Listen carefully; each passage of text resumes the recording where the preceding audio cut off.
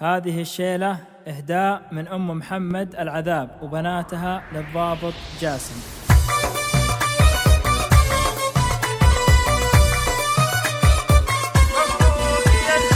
مبروك يا اللي ماخذ الصيت الجميل، مبروك يا رعى الفعول الوافية، حفلة تخرج جبت لك شي جزيل، والنجمة اللي فوق كتفك زاهية، جاسم وجاسم شامخ وما له مثيل، واسمه زها بحروف جزل القافية، واسمه زها بحروف جزل القافية.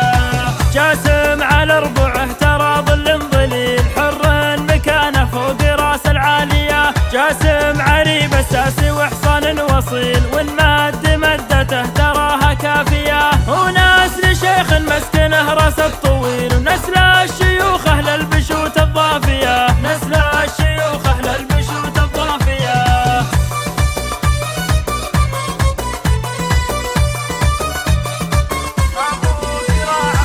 أبوك راعى الطيب ما مد الهزيل، عذابي هو راعى الفعول السامية، عذابي والله بالعطا ما هو بخيل، أبو العطا وأبو النوايا الصافية، جعله بجنة خلد وانهار تسيل، في جنة الفردوس عينه غافية، في جنة الفردوس عينه غافية.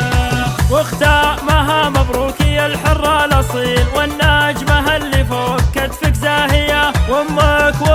بالكرم ما له بديل، عند القبايل والجماعة غالية، واخوانك رجال ولا فيهم بخيل، مداتهم بين النشامة كافية، مداتهم بين النشامة كافية.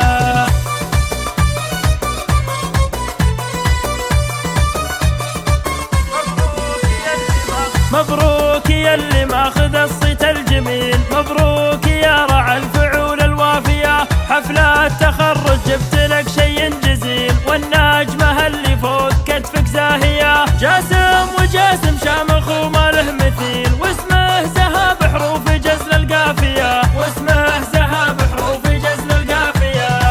جاسم على ربعه ترى ظل ظليل، حر مكانه فوق راس العالية، جاسم عريب الساسي وحصان وصيل، والمد مدته تراها كافية، وناس لشيخ مسكنه راس الطويل، ونسل الشيوخ اهل البشوت الضافية، نسل الشيوخ اهل البشوت الضافية.